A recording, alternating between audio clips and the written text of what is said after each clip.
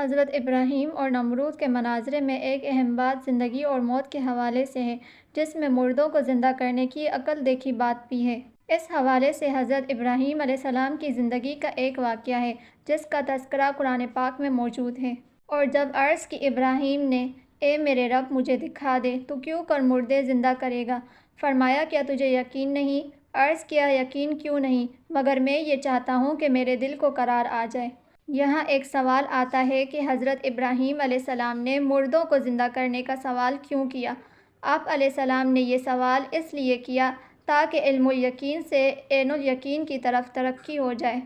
ان دونوں میں بہت بڑا فرق ہے، اس لیے کہ عین الیقین مشاہدے کے بعد حاصل ہوتا ہے، لیکن علم الیقین میں مشاہدہ ضروری نہیں۔ جب آپ علیہ السلام نے مشرکین کے سامنے یہ دلیل پیش فرمائی کہ میرا رب وہ ہے جو زندہ کرتا ہے اور مارتا ہے، پھر آپ علیہ السلام نے عرض کیا، اے اللہ تو کس طرح مردوں کو زندہ کرے گا؟ یعنی ان کو میرے سامنے زندہ کر میں دیکھ لوں تاکہ میری دلیل کافروں پر ظاہر ہو جائے۔ اللہ تعالیٰ نے ارشاد فرمایا کہ 4 پرندے اپنے ساتھ مانوس کر لو، پھر ان کا ایک ایک ٹکڑا ہر پہاڑ پر رکھ دو، پھر انہیں بلاؤ، وہ تمہاری طرف چلتے آئیں گے پاؤں سے دوڑتے، اور جان لو کہ اللہ غالب حکمت والا ہے۔ آیات میں آتا ہے کہ حضرت ابراہیم علیہ السلام نے 4 پرندے یعنی مور، مرغ، کبوتر اور کوّا اپنے ساتھ پہلے مانوس کیے، پھر اللہ تعالیٰ کے حکم کے مطابق ان کے ٹکڑے کیے، پھر ان کے گوشت اور ہڈیوں کو 4 پہاڑوں پر رکھ دیا۔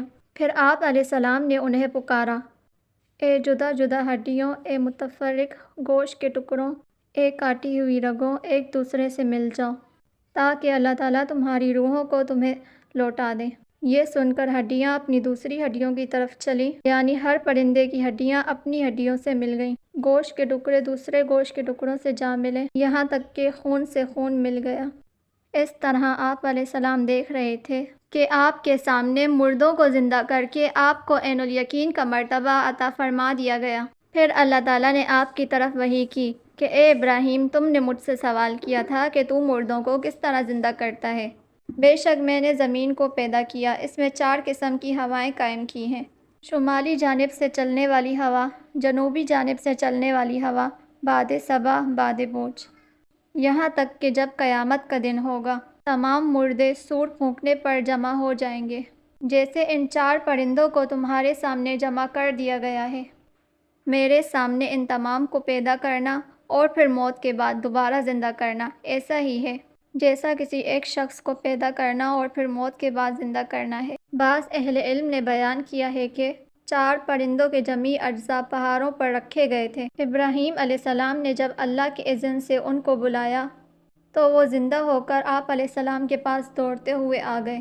مانوس کرنے میں یہ حکمت تھی کہ آپ علیہ السلام انہیں پہچان لیں کہ یہ وہی پرندے ہیں جو میں نے اپنے ساتھ مانوس کیے تھے، جبکہ بعض نے کہا تھا کہ آپ نے ان کے سروں کو اپنے پاس رکھ لیا تھا۔